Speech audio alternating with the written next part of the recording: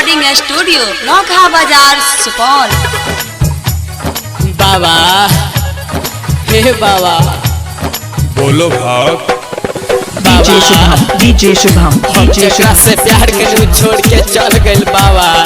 क्या हुआ भक्त? जाने दो, क्यों रो रहे हो? जवाना ही ऐसा है। बाबा जिए के मन नहीं खे। भोले बाबा उन हमारा से प्यार कैलस, दिल तोड़ा दी हलस कहीं के ना धैलस, दिल तोड़ा दी हलस कहीं के ना धैलस। भोले बाबा उन हमारा से प्यार कैलस, दिल तोड़ा दी हलस कहीं के ना धैलस। अब ओकर के कुछऊ कर जाई,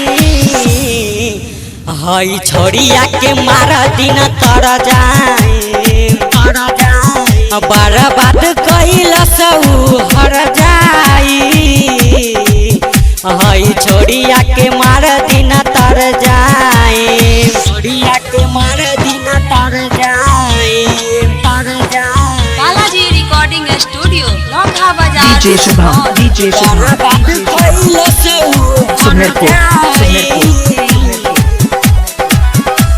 फिकिर हो न कैलस बाबा, दिल तोड़ी गईलस, दिल तोड़ी गईलस। तोरा ले बदिलवा ऐसे जैसे खेलवा ना माटी के, जैसे खेलवा ना माटी के।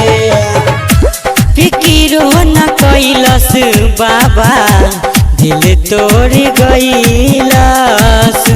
तोरा ले बदिलवा ऐसे जैसे खेलवा ना माटी के, जैसे खेलवा ना माटी। सारा सपना हमारा ऊ तोड़ गईल बाबा, हमारा के छोड़िया ऊ छोड़ गईल।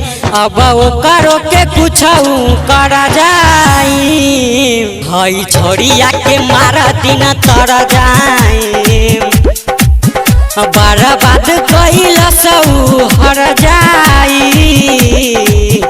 हई छोड़िया के मार दिन तर जाई, हई छोड़िया के मार दिन DJ Shubham DJ Shubham DJ Shubham DJ Shubham तर जाई, सुमेरपुर सुमेरपुर सुमेरपुर।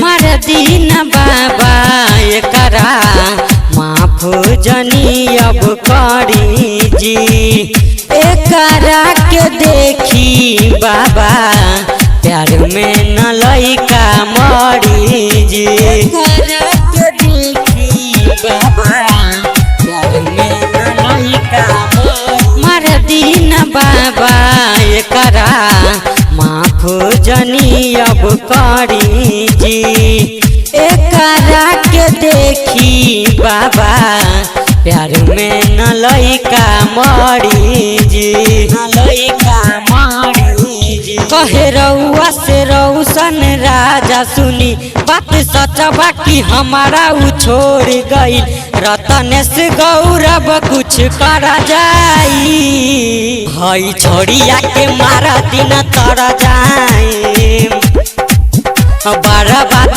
कैलस हर जाई, हई छोड़िया के मार दिन तर जाई, तर जाई। बालाजी रिकॉर्डिंग स्टूडियो नौखा बाजार सुपौल।